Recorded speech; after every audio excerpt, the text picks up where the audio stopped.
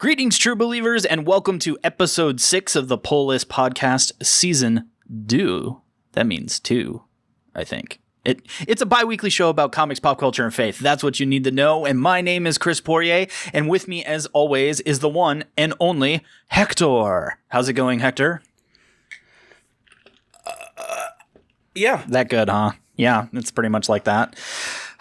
You don't have COVID, right? So that's good. I don't think not to get overly serious in the intro, one of my best friends did this 2 weeks ago.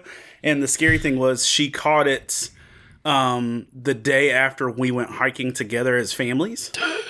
So we had that whole 10-day thing of okay, is this about to get crazy? Oh, man. Because my kids and her kid and her went hiking together, and I was like, oh, we'll poop. But no, I'm great. Well, okay. She's recovered. Okay, good. We're good. Well, that's a wonderful thing, and good for your friend. And so, see, our wonderful listening podcast fans, COVID's a thing. Just pay attention, okay? Don't be dumb. Just pay attention. Be smart. Wash your hands a lot. Do the mask thing. Do what you need to do. My local shop's owner is wearing a Court of Owls mask. Yeah, if at least you're going to take the opportunity, now is the time that you can dive in on some hardcore deep cut and not so deep cut masks. So, you know what?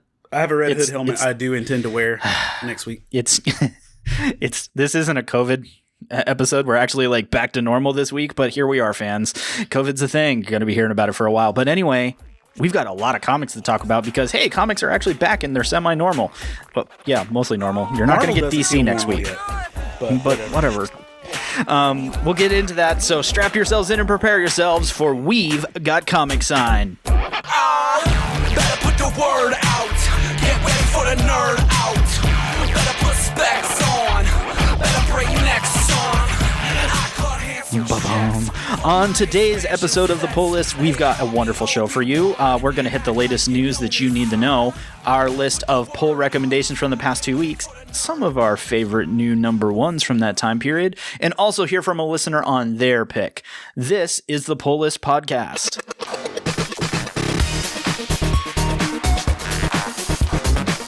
So as we move over to the Pull List Podcast newsroom, we've got some more stuff for you to talk about. But good news, everybody. I don't really have anything to tell you about distribution and how distribution in comics works because, we can only talk about that for so long. Without that?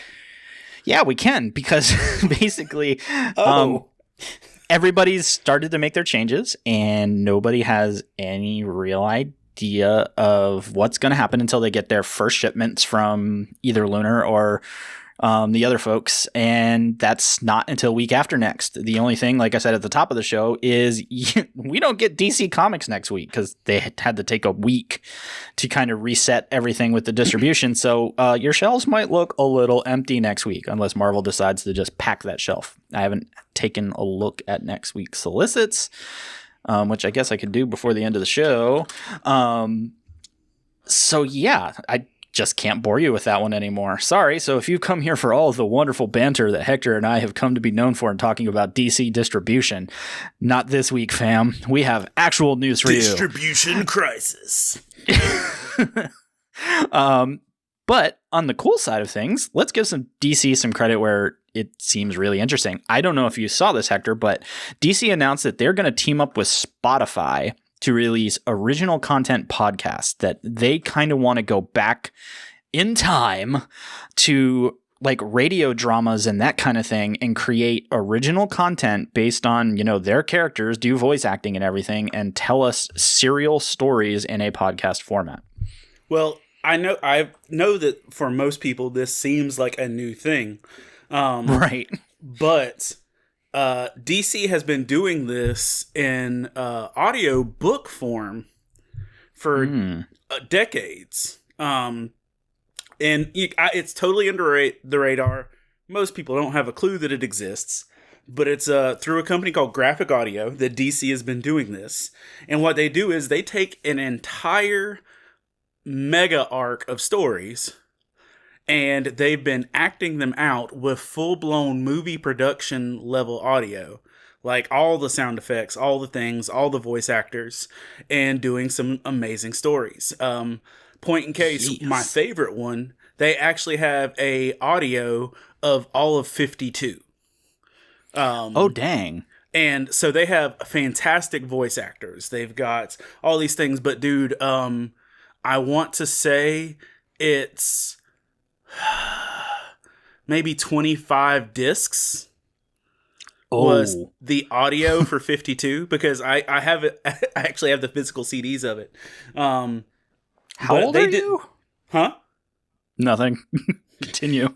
But the thing is, they've done almost every major story from like the mid 2000s or the early 2000s up until Rebirth in graphic audio format. So this is something that they're not new to. They just haven't put it where people could find it. Right. So and I think a lot of this is WB/DC trying to increase their footprint into more popular media streams. So Spotify seems like a kind of natural fit for that one. Right. And that's the thing. Maybe. They're taking something that they've done exceptionally well for a long time. And now they're doing it where people can actually find it, because they've been great at it. But they've not put it out in a place where that other people could find it. And one of the crazy things is, are you familiar with short fuse media like Danny Quick, Morgan Iverson, the guys that do Ace Blade and Lumberjacks comics? Oh yeah, absolutely. They have been doing this exact same thing and calling it Super Shorts Podcast, where they actually take their comics characters and do it in like podcast form. And the minute that this dropped, that DC was doing this, they're like, man, they copied us. And so that was their thing, was that they truly feel like DC murked them on this. And but hey, nothing new under the sun or the podcasts. Yeah, as they say, that's a great point. But so for all of you that are looking for a little something different, you've got some. You can basically go back and listen to most of New 52, which is awesome. And I'm just curious to see where they're going to jump in on the new stuff. So that's just kind of exciting. I think that's a great idea. And let's be honest, this is another example of DC is really great at their expanded media. Like DC is the Wii to comic books is to like Marvel's Xbox and PlayStation or the Nintendo.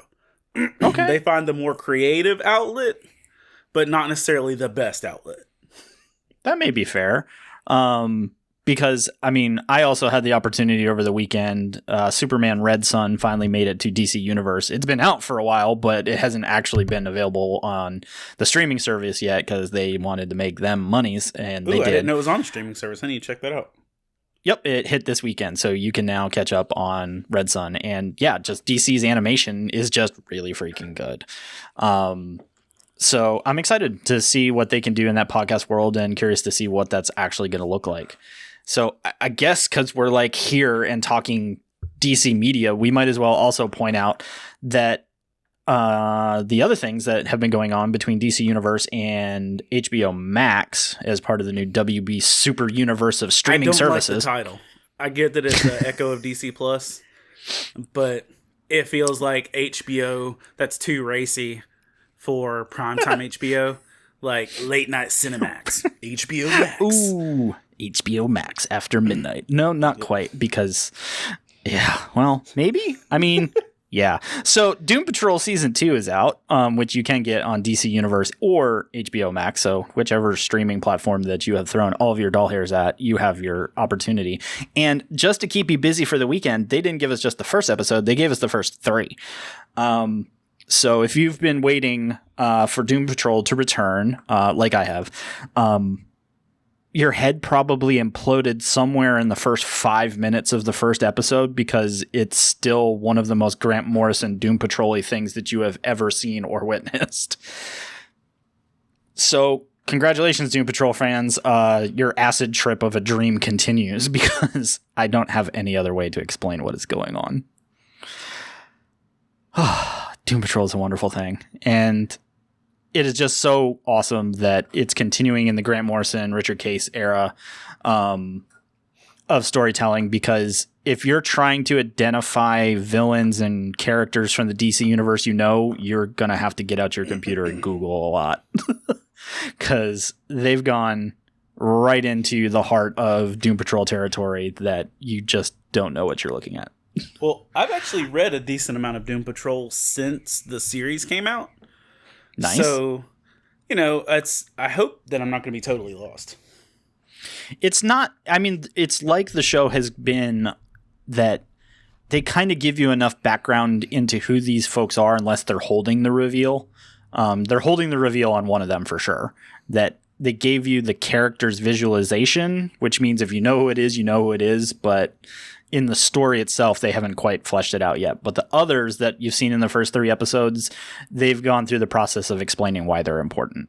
So I give them a lot of credit that using something that technically a fan base has knowledge of, but also creating a media presentation that isn't going to leave people that don't know what they're watching in the dust. I have a huge appreciation for shows that are capable of doing that. And to be honest, Doom Patrol does a pretty good job given how insane just the content is in general. But like other things that we usually warn you guys about, not for the kiddies. They Cliff Steele has, his catchphrase or catchword. Well, you're much more aware of it in season 2. How? Yeah, it's almost uncomfortable. It's one of those, well, that certainly illustrates the diversity of the word, I believe is the way that they say it. So yep, just be prepared for that. If you thought Cliff had gone full Cliff in season 1, not yet. Almost, but not yet. So good times. And then right off the end of that, also in process, Harley Quinn rounded out the end of their second season. So Harley Quinn, went on a heck of a ride between 2 seasons. And the fact that you got the whole Justice League by the end of season 2 was like, yep. I'm seeing pictures on Instagram and stuff. I'm like, is there a new Justice League? Oh, it's Harley. Yeah, never mind. No, Harley's great for what it is. So. Oh yeah. I mean, I have never had the appreciation of King Shark that I do now. Oh no, they made King Shark freaking lovable, and having Alan Tudyk be Clayface and Joker is great. And this may be my favorite Bane iteration ever. It's a great Bane. It's a great Bane. Damn you, Todd! I mean, but here's the thing. Okay, you just Bane need to watch can never that be show. taken seriously again after Tom Hardy. Like, every version of Bane to be iterated after Tom Hardy has been a joke about Tom Hardy's voice. Aww. I mean, think about it. You had in the Lego movie, wrong. In this. Right. I mean, it's just like, hey, remember that one time Tom Hardy put on a mask and made a wacky voice? Let's make jokes. He literally took one of the first characters to completely destroy Batman and made him an awkward Muppet. Not only destroy Batman once, but if you're current, twice or in the process. Yeah, literally the only guy that could get either inside of Batman's head or physically break him. Let's make him sound really weird and as an awkward character. Well, good job. On the flip side, though, I don't know if I give that more to Thomas than I do Bane. That's fair. That's totally I feel like fair. Bane was a little more lackey to Thomas, but whatever. That's true. He was a useful idiot. May actually be pretty much the point of that story. So that's a valid point. But yeah, so I think the bottom line is DC's got a lot of media in a lot of different places. And Hector and I think you should check some of it out. Just be aware of the ratings on some of the shows and go forth carefully as you see fit. But all of that's been fun. And we also get to play the game of we don't know if we get a season 3 of Harley or not. We won't spoil anything here, but basically they kind of leave it in a spot that if they ended it there, I don't know if I'd be mad, except that I wouldn't get more King Shark. Well, what's going to be weird is getting Michael Rooker as King Shark in the Suicide Squad movie after this King Shark. Oh, that's going to be really weird. Because you go from this King Shark, which is hilarious, to getting Yondu as King Shark. And, you know, I literally, I don't know. I'm really interested to see what Michael Rooker is going to do with the character. Because, oh, man, my brain might not be ready for this. Well, Peter Capaldi is also in Suicide Squad, and I can't wait to see what they do with him. So that's valid. So lots of crazy stuff going on the DC side of the fence. So hopping over the fence to the Marvel side of things, how many people want to see new and crazy, amazing Spider-Man stories? What new and crazy, amazing Spider-Man stories? That sounds like what everybody wants. Right. I'm looking out and I'm seeing all the virtual hands raised. That's good. Well, guess what, kids? This September, the Green Goblin returns. That's right. Everybody's favorite Osborn is back. Because reasons. You're going to have to read the comic for the reasons. That's the point. But the Green Goblin is finding his way back, and it's supposed to be in the line of Amazing Spider-Man number 49, but just because it's Marvel and just because we can, they're going to go back to legacy numbering for that issue. So get out your calculators, kids, because it's time to do Marvel math. That comes out to roughly issue 850. Far as we know, we think. Not really sure. But I feel bad because I don't know why he's gone in the first place. So, well, it's been a while. There's been a lot of back and forth. And of course, 2 years ago when legacy numbering started the first time before they canceled it, or the second time, or look, it happens a lot. But in the last few years that we've done legacy numbering, he came back and we got a Red Goblin, and that was a big deal. That was 2 years ago. Because Marvel's answer to a stale villain is to make them red. I mean, and now he's going to become green again, so it's fine. This is fine. So yeah, I'm not really trying to be down on it. I think that technically getting into the wheelhouse of solid characters for Marvel is always going to be a safe place, but I'm not sure that I always want my comics to be safe is probably what I'm really saying between the words there. But I hope it's a great opportunity for folks to jump back in on Amazing Spider-Man. The biggest issue for Spider-Man over the last couple of years is there's been no less than 7 different Spider books on your shelves at your local comic shop in the last couple of years. And that's just overwhelming for a lot of fans that if I want to keep up with the Spider family, they almost literally double the name of Bat books out there. And that's really hard to do because there's a Bat family with all kinds of different people as well. But anytime that Marvel decides to go to ground and bring out some of the big guns, I'm at least hopeful that it's a great point to jump people back. It's what the operative said in the movie Serenity. When your quarry goes to ground, leave no ground to go to. And that's what Marvel does. They're like, you can't step in a comic shop without getting webbing. Here you go. Have some Spider. So keep an eye out, Spider fans, because that is in your future. And I believe they are currently soliciting targeting around September. So hopefully as the end of summer and fall, and maybe, just maybe things are slightly back to normal. Who knows? Or, Green Goblin gets COVID and that's what we're doing now, but who knows? So Green Goblin returns in September. Also, out of the Marvel deep dive of random intellectual property that they've decided to latch themselves onto, how many of our listeners are super excited for a Warhammer 40K comic? Yep.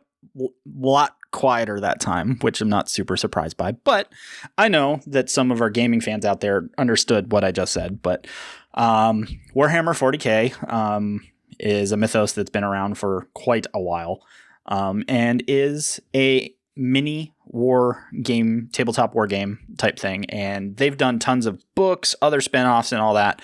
Titan Comics used to be the intellectual property holder, and Marvel was able to snatch that from them kind of in a lull over the summer. So you're getting a book from Gillen and Burroughs. Yeah, that Gillen.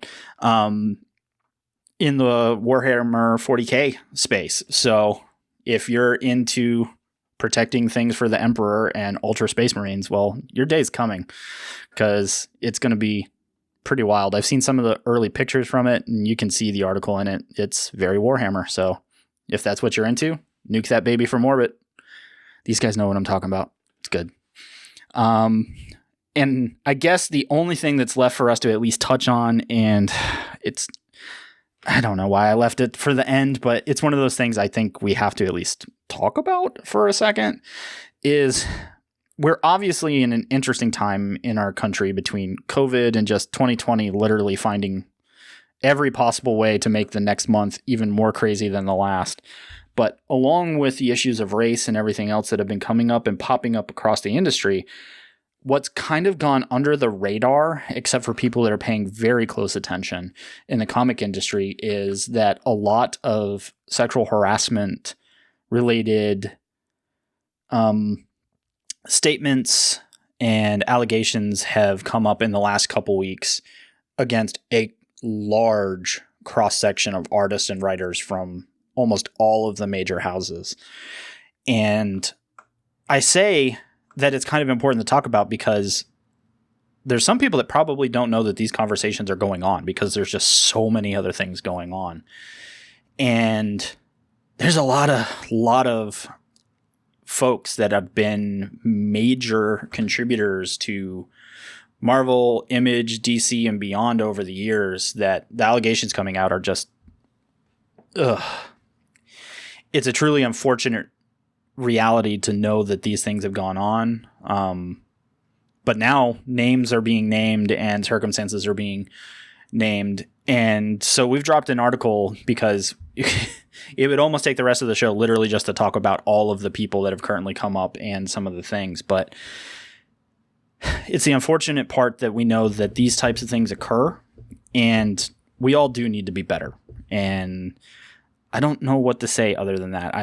Hector, I don't know what your thoughts have been as you've kind of seen some of the things. You've sent me a couple as you found them, and I've sent you a few as I found them, and I finally found this one article that kind of goes down the list, that we're just in a time period now where voices are being heard, so a lot of people are taking this as the opportunity to get their voices heard and to get these things out in front of folks.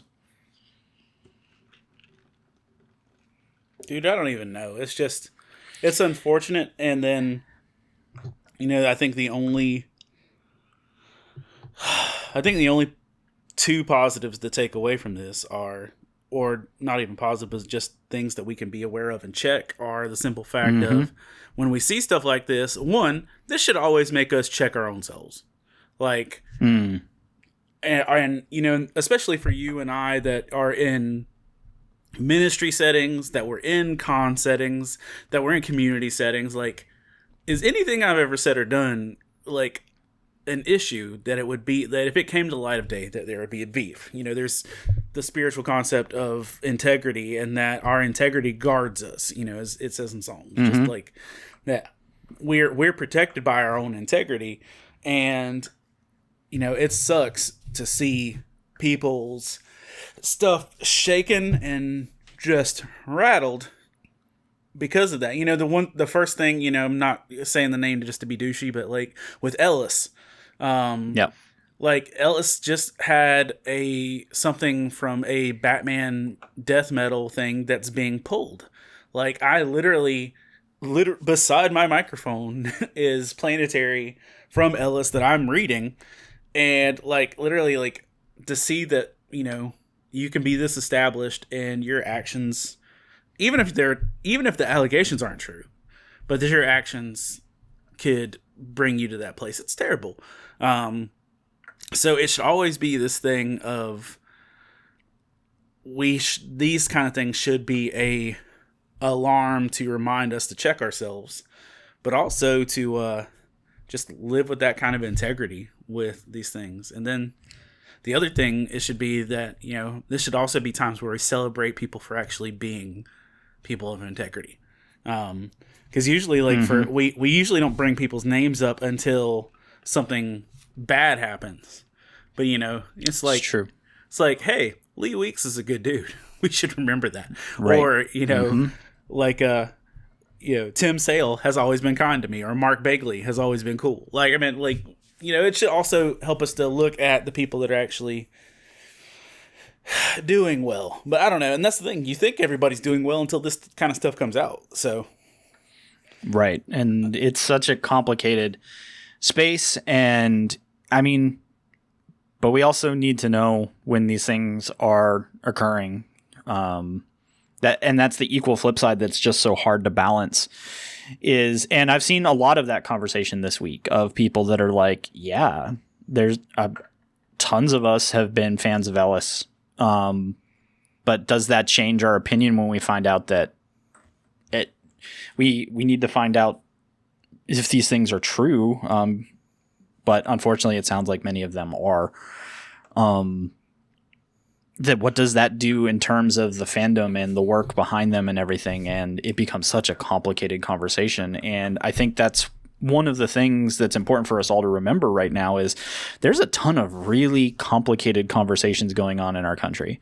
And one of the most important things is that we take the time to listen to these conversations. And like you said, that part of that is now checking ourselves, our own integrity, and shoring up and ensuring that we're doing the right things and not placing people or ourselves in compromising situations. That's the big piece, fam, is that there's a lot going on. And one of the best things that we can all do is listen.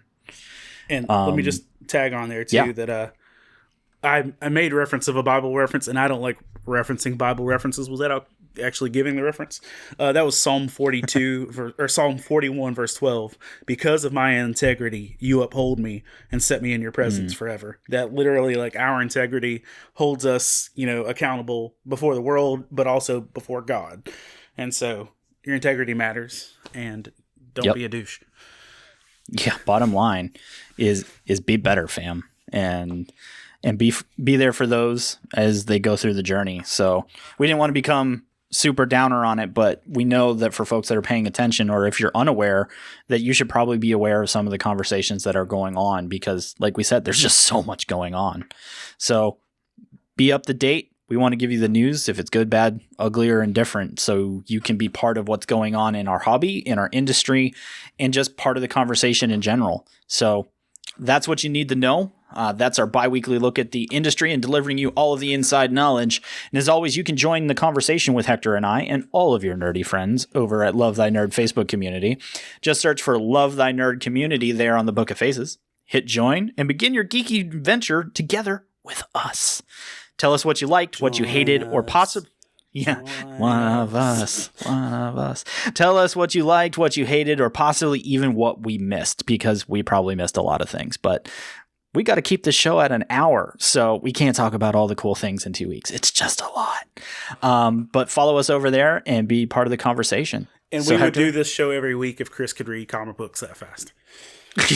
Aw. Hector just dimed me on our own show. It took 36 episodes, but there it is. Go on. Yeah, it's totally fair, but it's true. That's why we have a Facebook community, because Chris reads slow, even with pictures.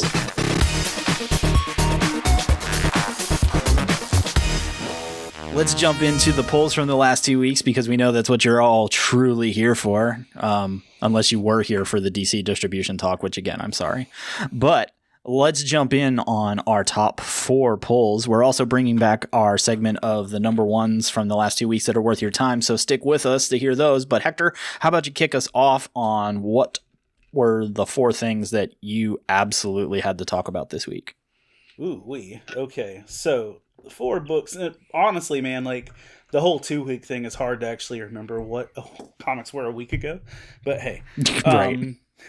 So I will say, for me, one of the ones that really jumped out at me. Oh, you gave me Batman 93. Look at you. You're so kind. I know. So, Batman 93 was actually pretty dope.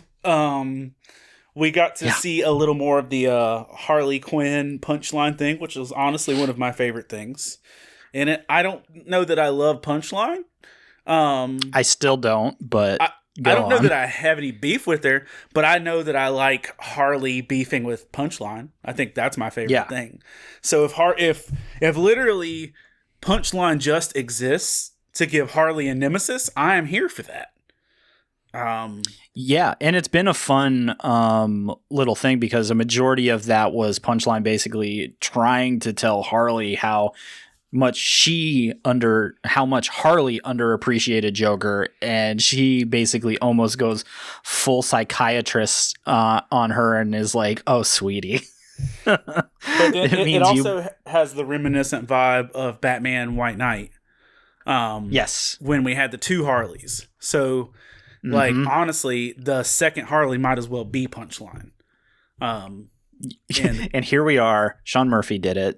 Yeah, this is, I'm not going to, like, steal Tinian's idea, but I'm pretty sure he just ripped off Murphy. But Here we are. There's some cliffhangers in there in 93. You also get some resolution. Yep. But I'll say this. I'm actually excited for Joker War. This issue made me like, okay, I want to see where this plays out. Yep. I think that's fair. 93 is the best cliffhanger issue I can remember in Batman in a hot minute. Where there are so many loose strings. Yep. They're big. They're not small. Like y'all might need to go buy copies of this type thing.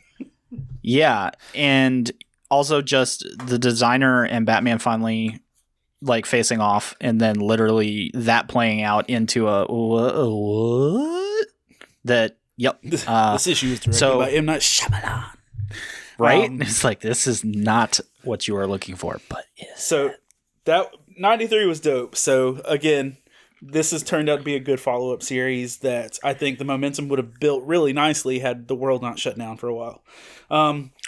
Yeah, this book would have been banging on shelves in March, week to week, the way that it was supposed to stack up, because I think that's the thing is I think it was designed in that truly serial, you've only got to wait 2 weeks for the next punch, and this delay has complicated it. So next on there, I would jump into Red Hood and the Outlaws 46. Again, love me some Jason Todd. And but honestly, I love Bizarro. Like this iteration of Bizarro. And again, I say this every time I actually really talk about it, but the idea of Red Hood and the Outlaws being a funhouse mirror of the DC Trinity of right. You've got a broken Batman, a broken Superman, and a busted Wonder Woman. It's like I never wanted to call it the anti-Trinity because that's not entirely true. No. But I dig how you have laid that out, because it's totally that you're like, yeah, this is a playoff Trinity, but in kind of the weirdest way possible. It is. So you've got the disgraced Batman, the not altogether Superman, and the Wonder Woman with baggage, and I really love it. And in this one, you get to see Bizarro be a freaking awesome Bizarro. I think it has some. You get to see Bizarro like jump into hell to fight Trigon. That's a good. I might have to pick that up. I'll visit for that. And because I've not seen Trigon actually be a villain in my honest time ever reading comic books, like I've never picked up a Trigon story, and the fact that Trigon is becoming this thing for this is pretty dope. But you also, for the last few issues, Artemis has been half of herself, like her axe is missing, which is part of her identity, and you get the actual physical metaphor, or not corporeal version of her axe as a person. So she's literally walking around with the human version of the axe that gives her power, and it's this banana story. And there's also Red Hood.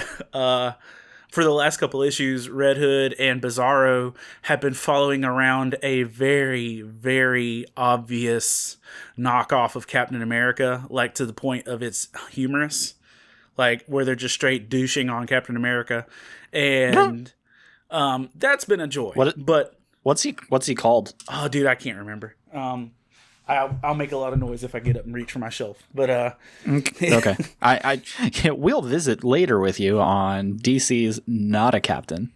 yeah, but he's yellow and blue are his colors, and he's a old decrepit super soldier, and it's great. Womp womp. So it's like he put the suit on after he danced with Peggy. But Aw.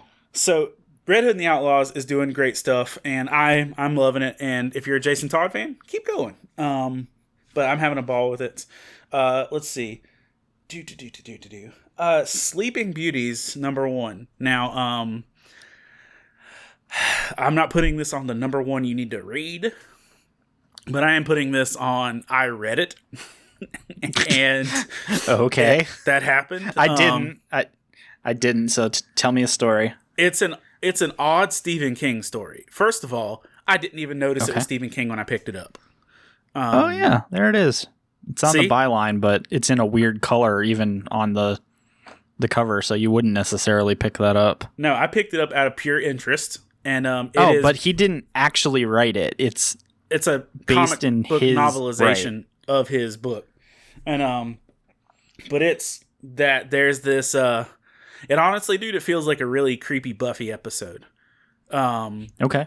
But there is a malevolent, naked lady walking around killing meth dealers, and there's this sickness spreading across the world where women are falling asleep and spider webs are covering their face.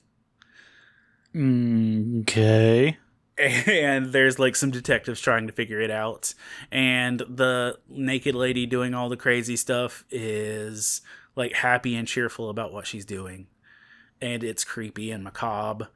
And my honest like my favorite panel out of the whole thing was someone had a coffee cup that says "Keep talking, I'm diagnosing you." And and that's where that was from. I saw that on your Instagram. So yep. Okay. Yeah, and that was the thing. Like I was like, that was the one thing I was like, if nothing else, I enjoyed that. But I mean, it literally, I don't know what to think, and I'm not familiar with this story. So you cannot gauge a Stephen King story by the first chapter ever in anything. No. Because I just got done watching The Outsider on HBO with my wife, and if you would have told me what the end of that series was by the first episode, I would have never believed you. So I might pick this up for sheer interest, but if you like Stephen King and weird, happy naked ladies killing meth heads while putting spider webs on people, this is for you. If that's your demographic. I'm confused. And then the other thing I bought, because for the record, let me just say this. Since COVID-19 and everything else that's hit, I am proactively doing more personally to invest in my local comic book shops, because I'm trying to be like Chris when I grow up. So some of y'all know, and I've said with my ounce of shame that I had stopped buying a lot of physical books out of sheer space needs. But I have now reserved that for the foreseeable future, I'm only going to buy print books, and I'm going to rotate between my 2 local comic book shops. Which are about 40 minutes in the opposite direction. So one week I'm going to one place, and one week I'm going the other. So I'll pick that struggle is real. Yeah. But I'm trying, both of them carry my books and are very supportive of me. So, I'm trying to do my part. But so this one shop had stuff that the other one didn't. And I was just walking by the shelf. This book hadn't even crossed my radar, but, I saw this book called Wicked Things, and it looked doofy, like just silly. But the thing that crossed me when I noticed it, this second walk by, is that it looked a lot like the book Steeple that I had read and loved from last year. Mm-hmm. And then I picked it up, and it's the same writer and the same artist. I thought it looked familiar art style, and I couldn't place it, so right? That makes sense to me. So now. it's the folks from Steeple, And I didn't even look into the premise of what the book was. I'm just like, if the two people that brought me that book, which I totally enjoyed, or did something, I'm gonna pick it up. What I didn't realize is I was picking up a young adult book. That Boom Studios now has a young adult division called Boom Box, where those are books geared towards kids, or at least younger adults. And Right, ish, that ish range. And so this is a book that is about a teenage girl detective who is trying to be the most like acknowledged teen detective in England, and is then subsequently set up for murder by other detectives. And they liaison this teen detective to work with the British police force to solve crimes while she's on trial for murder herself. It had some incredibly witty and humorous things. I could tell that it wasn't for my age of a human. And I may not buy these as individual issues, but more than likely I would pick this up as a graphic novel and enjoy reading it before I passed it on to my 12-year-old. So there's that. But it was witty. It made me laugh out loud a couple times. And it definitely got a vibe for the writer and the art style that I enjoyed with Steeple, just with none of the bananas spiritual context of the other book. So those are the ones that really, that I, of note reading this past 2 nice. weeks. All right, let's see. My list is going to sound like Chris's list from most weeks. But that's okay, because that's kind of what's going on out there right now, because a lot of the publishers are trying to get their main stories back on, and so there's not a ton of new stuff. But that's cool. And also, a lot of the things that I read on the Marvel side is going to hit next week.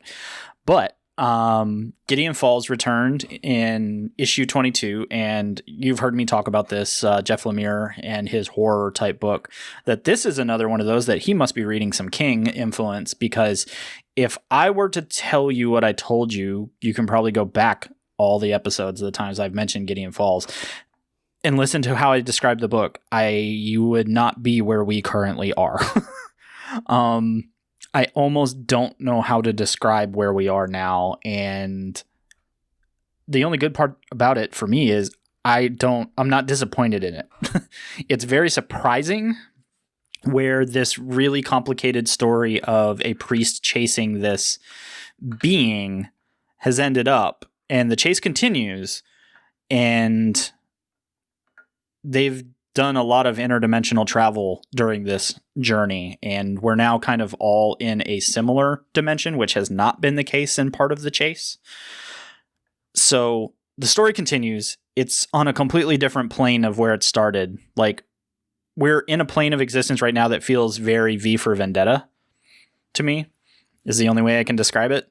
But there's still this very evil being that's part of the process. So if you're still into that and the craziness that is all that, Gideon Falls is still worth a check. And I would tell you, take the time to start at the beginning, because I feel like the payoff to where we're ending up requires the journey. So definitely Gideon Falls 22 is out this past week, but it's been a heck of a journey. So if you're looking for something completely off the rails in terms of comics, that's a great place for you right now. Also, continuing towards, I think we've determined it is a 6-parter. Mercy number 3 came out real close to number 2, because I think they want to continue their path forward. Yep, it is of 6. So issue 3, we're halfway through on Mercy, and I can definitively tell you now that the creatures definitely are aliens. Last episode, we were like, is it a plant? Is it an alien? Yeah, no, Hector was on it. They've definitely referenced otherworldly being at this point. Yeah, it didn't look like a bad poison ivy job. It looked more like we still don't know what's going on in my mind, except that this kid's figured out they're a thing, I think, and thinks that the one character is kind of like the mother-ish type character, and we don't really know why, and they don't know either. But we do now for sure also that there's this group of women that are hunting these beings, and we don't know who they are. So we have 3 issues left for this story to make sense. I'm not sure I hold that against it yet at this point, because I'm wondering if all of this is going to work towards something and my mind's going to be blown in the last issue, or if this was just the most brilliant marketing filler job ever. Because I don't hate the art. I'm not disappointed in the journey yet, but I'm pretty confused what it's going to wrap up in 3 issues currently. So, well, dude, I'm just telling you, it's got to be better than her other book, Unsacred, right now. So, okay, right, which I didn't journey into. So, thanks for taking one for the team, I guess. I'm not reading it either. I'm just telling you. No, you were just like absolutely not. No, I'm good. Yeah, same. It's absolutely not. It looks like the sketchy version of HBO Max version of Lore Olympus, but with angels and demons. Yee. So go on. All right. That's a thing. So I know you a few weeks back. Have you stopped reading Firefly? I stopped the minute his mom became a fixture. Okay. So I've been the one that's been, has been the continued torchbearer on this journey of brown coatness. So 16 came out. Mal's still sheriff, which is weird. They tried to blow up the Serenity, but they didn't really, which was good because I was about to just set that comic book on fire. So I'm not spoiling that. I don't care. But it happened. I almost cringed, and they were like, "Hey, look, we made it better." And I was like, okay. But where we're at in Firefly 16 is Mal's still the sheriff. Boss Moon is still like a quasi helping. Blue Sun is still totally evil, but that checks. Continuity. I would be happy to see some new Blue Sun stuff. Yeah, no. Basically, the current arc is Blue Sun is the evil industrial complex that it is. And Mal is standing up for the workers. Mom hasn't showed back up yet, but that obviously has to show up at some point. But they've introduced a new bad guy, and we don't know who they are yet because they were conveniently shadowed through this entire issue. So it's either really great, we're working towards something where we're going to recognize said individual, or I don't know. So it feels a little more back on track-ish, but Sheriff Mal still is kind of weird. Not going to lie. Did you read all of the other Firefly books? Define all. Like the comic arcs that there was Better Days and Those Left Behind and yeah. No, absolutely. I have every single issue from those, including that's all what I was the saying. variant covers, because I'm a brown coat. I thought all would cover it for you. I think one of my favorite things was that they actually covered that in one of those comics that the Blue Sun dudes, the 2x2 Hands of Blue guys, actually had their organs removed and upgraded like the dude in The Message, and that he was the prototype of that. Right. And that's one of the things, man. I've always wanted a continuation of that. It may be where we're leaning, because I've got vibes. Okay, so and that's the thing. What you were saying gave me those vibes, and I'm like, oh. Because I was like, yeah, you gave us Boss Moon, this really random character, but clearly you're getting us someone else that also, Jane did a Jane thing and basically blowed him up, and he didn't blow up. Okay. So, wait, yep. Blowed Boss Moon up? No, the new bad guy. Okay, I was about to say, okay. They basically did he did a Jane and lit this character up, and the character from the shadows of the fire was cool, my turn, and that's how Serenity got its butt kicked. Okay. And that's why I was like, I'm kind of angry right now, but I don't know if I should be. But here we are. So, Browncoats, it's still for you to decide. We're not on Mal's mom, but we are on Sheriff Mal still. And that leaves me to we talked about Batman 93, and if you thought you were getting out of this episode without us talking about Strange Adventures number 2, you haven't been listening. No, my gosh. But before you jump there, let me just tell you this. The dude's name in Red Hood and the Outlaws 46 and 45 or whatever books, Yes. as quoted in the issue, this particular guy's name is General Glory, a World War II superhero turned secret agent. Okay. So there you go. There we are. So, yeah. Strange Adventures, we got issue 1 that made our head hurt a little bit, because that's what this team does. And we had to wait a long while for number 2 in the 12-parter, and this entire journey for Strange Adventures number 2 was being introduced to why. Semi-spoiler alert, so if you haven't caught up, you turn off the podcast now. Don't do it. It's a trap. That Batman has decided that they need to look into Adam Strange and his existence and this writing of his book, and is he telling the truth and all that wonderful stuff. And he pulls someone that he thinks will be objective in it, and that someone is Mr. Terrific. And this entire episode is the walk down the path of Mr. Terrific contemplating whether he's going to take on this journey. And in typical form for this creative team, it was pretty brilliant, because Mr. Terrific just is constantly trying to become smarter, challenging himself, trying to become stronger. And so he's talking, with his T-ball and all that good stuff.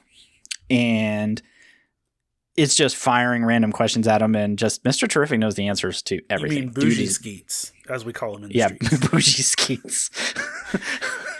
That's not right. But yeah, basically, it's an AI. It's smart, and he can go back and forth, and he's just knocking it out of the park. And we're going on this journey with him, checking himself to be truly objective in what's going to happen. And yeah, it's one of those books that probably a lot of people will be like, cool, we get it. You could have done that in a page. But part of this journey and storytelling from this creative team is doing exactly what we just saw. And I didn't hate it. It's exactly what I'm expecting from this. And it's another one of those circumstances is I think it's going to be 3 or 4 issues before we get to the first major holy crap moment in this series. Well, I'll say too, dude, this is the best writing and presentation of Mr. Terrific I've ever seen in a comic book. Right? Like, we got a lot and very intimate of him. Well, and that's the thing. We have, there's a whole book called The Terrifics with, Mr. Terrific that's been around for however many issues, and there's more character development of him in this issue than the whole Terrifics run. That's probably fair, and unfortunately for people that are even remotely fans, Terrifics is going to disappear, and it's going to finish in digital only, and because that's pretty much how well it's been selling and all that, so that says a lot. So if you are on the journey, stay on it. If you still haven't taken Hector or my advice to read stuff like this, then stop it. Pick up the comics. Read them. They're really good. Like this is comics storytelling at its finest. And you don't necessarily need to have a deep background, because they're really good at giving us what we need to know in this story as well. So my favorite line from it was, they never put me on a lunchbox. Right. So God. So yeah, to kind of round us out for the show today, then we want to let you know about 2 number 1s from the last 2 weeks that we thought were pretty great. And then we're going to let one of our listeners, one of you wonderful people, tell us a little bit about something you've read recently. And that's going to do it for us. So Hector, what was that number 1 that is worth people's time? Dead Body Road, Bad Blood, number 1, which I didn't realize is the title that every pastor is going to recommend this week. Yes, just Dead saying. Body Road, Bad Blood. Now turn to the book of Ecclesiastes. But real talk. I picked it up again, trying to just support my local shop, and also I figured, number one section for us. And dude, I didn't know that this is a later rendition of a previous book. Oh, I missed that too. I did read it as well. But there's a whole nother book that comes before this, like a long time ago. So okay, there's been a lot of that happening in the Image space right now, and I don't hate it because I think it was an Image, but another book called The Ride was very similar. That it was I picked up the first issue of that and didn't realize I was already missing stuff. But this week they also dropped a new Lock and Key. Yes. And I wanted to pick that up, but I haven't read the books, so I didn't. Yep. And I asked the dude at the comic shop, I was like, can I pick this up now and be okay? Or do I need to have read all the books? And he's like, you need to read all the books. And I'm like, oh. Sad time for me. Yep. I was like, I've watched the Netflix show. Does that count? No. But I honestly thought this was just a really dope action title, but not like Expendables action. Like, okay, right. This is going to sound like the dumbest, like, descriptive term, but this book reads like a nondescript action series that would be on USA Network at like 9 p.m. on a Thursday. I'm actually totally okay with that because I was kind of taking the same thing of you gave me just enough about these characters to kind of not care. If you track that, good for you. Because you still didn't get the full image of any of the characters in it, but a lot of people got their butts kicked. and that's the thing. Like, I'm intrigued. I was like, I walked away with, I'd like to know more. Please tell me more, random violent comic. And that's the thing. I legit walked away with, I would buy this again just to see where this goes. I thought it was told well. I thought some of the I honestly felt like you had a really good director for the layout of this book. That one of the shots that really impressed me is there's a shot where dude's talking to the lady at the bar and she's looking in the mirror backwards at him while she's talking to him. And I was like, man, that's a good cinematic shot. You don't see people draw that very often. Yep. And I think that was one of the things, visually was well done and it was intriguing enough to keep reading. So I don't know if I'm going to go back and explore the previous story, but I'll keep reading this. Awesome. I was kind of the same. I will at least give it another one.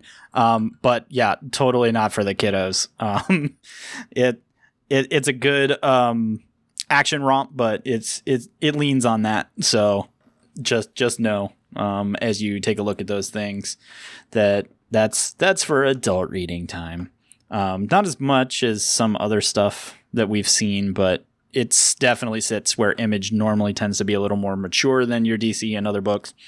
It leans that way. So for me, if you also thought you were going to get to the end of the episode and not hear the words death metal uttered, you were wrong, because it's Chris's number one and really Hector's too, because both of us were like, we read both of these books, but this is how it's going to be. So DC fans, metal is back in the form of death metal and Batman Who Laughs and all the crazy interdimensionalness that comes with all the different types of Batmans and other characters that come with it. So I don't need to spend a lot of time here, except that in the near future, you need to be ready for Batman T-Rex. And that's all I'm giving you. Have a nice day. 'Cause that's a thing. But yeah, Batman Who Laughs is back. It's utterly bonkers like it's been all the other times, but Batman's kind of in that process along with some other members of the Justice League and attempting to finally figure out how to defeat the Batman Who Laughs, which has basically been the point of every metal related book since metal came out.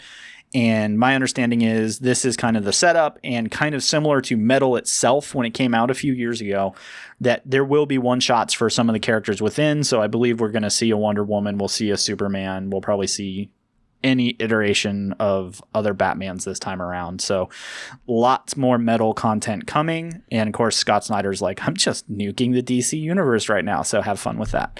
Well, I will say this. I enjoyed this one issue probably better than most of the actual metal run previously. I think that's fair, probably from the perspective of I felt like there's a little more structure. Is that fair? Yeah. Because the thing with all the other one-shots and everything is there was a story being told there, but the structure was left to... No. I enjoyed all the one-shots. What I didn't enjoy was the actual book. Right. Okay. Yep. I'm tracking. So... But death metal. You had your thing of Batman T-Rex. I'd like to just say Invisible Chainsaw. Oh yeah. That was my favorite part. You need to pick this book up and find out how that became to be, and then why that's funny, because all of that is a pretty entertaining thing that literally ran the entire length of the first book. You're welcome. Invisible Chainsaw, T-Rex Batman. 2 words you might have never thought were going to be uttered in any way, shape, or form, but here we are because comics are interesting. So to leave all of you with just some more goodness, we want to continue to hear from all of you what you've been reading. So just to remind you guys, you can give us a call at 706-530-1412 and leave us a 30-second message to a minute of your favorite read, or maybe something that you've just been reading that you just caught up on and we've never talked about. And you could be on the next episode and tell us all about it. It's that simple. You buy comics, you read them, you call and nerd out. And so for this episode, we heard from Nick Simpson, who's from North Carolina. Hector and I know Nick. Nick came into the shop where I was at all the time. So shout out to Nick. And he wants to tell us a little bit about a Nightwing story that was in Batman Giant number 4. And well, part of the reasons that's important, we're going to leave it to Nick. So let's listen and see what Nick has to tell us. Hey guys, Nick Simpson from Raleigh, North Carolina. Just wanted to tell you about the Nightwing story that Tom Lyle did on number 2 right now. Steve Orlando, that's what it was, in the Batman Giant issue number 4. I just really wanted to point that out. That was Tom Lyle's last name, actually, post-death. He finished it up shortly before he passed away, 2nd November. Actually, it's just the artwork in it is amazing. I mean, it's Tom Lyle, phenomenal art. Steve Orlando does a great job with the, kind of sticks it in turmoil. I won't really get much away. I feel like if I say anything else, with but yeah, check that out. It's really good. So thanks. Look forward to talking again soon. So that was Nick again from North Carolina, telling us a little bit about that Nightwing story from Tom Lyle. And the thing that really is striking for those of you that may remember that Tom passed away last November. So this story was already on the presses and everything and didn't come out till May of this year. So far as we know, this may be some of his last work. But I haven't had a chance to read this story personally because it was in one of the Batman Giants. But I've definitely seen panels from it and it did look great. So I don't know, Hector, if that's one of the ones you were able to pick up, because I think that was in a Walmart first. I didn't pick up any of the ones with Nightwing because maybe I did, but it's a Batman. It was in a Batman Giant, so yeah, it was just a Nightwing specific. If it was in a Batman book, I only read the Batman part. Ooh. Like, I literally just read the 10 pages that pertain to what I was looking for, and I never cracked past that. Well, this sounds like one that we probably both should go back and check out. So thanks, Nick, for bringing that to our attention. As always, like I said, give us a call and you can be on the show. And we just want to hear from all you guys and all the cool things that you're reading. So hit us up by Friday of the following week and you could be in the next episode. We love to hear from you guys, and it's been great to have. We've had listeners for the last 3 episodes, so you could be next. But that's going to do it for us here at the Pull List Podcast. Episode 6 of Season 2 is now in the books and in your ears. But we couldn't possibly do this alone. As many of you know, we take this amazing journey of podcast and fandom with a ton of other amazing podcasts over at Love Thy Nerd Podcast Network. They're constantly trying to expand the shows on their network. We've talked about them before. We've got Humans of Gaming, Free Play, Church Nerds has been a recent addition. And then I can now tell you, coming in the not too distant future, you will see a book club podcast that's coming that's going to be nerdy folks reading nerdy books and sharing them with all of you. So there's lots of things coming from the Love Thy Nerd Podcast Network. So check them out because we call them home and they treat us pretty good. So come hang out in the community and listen to the other shows. But Hector and I definitely want to thank you for choosing us as your primary comic book knowledge factory on a near weekly basis. So don't leave us hanging. Rate and review the show on your favorite podcasting app of choice. We're on the iTunes, Spotify, Stitcher Radio, and so many more. Give us the 5 stars because, quite frankly, we work hard for it. But thanks for listening, and remember, kids, read more comics.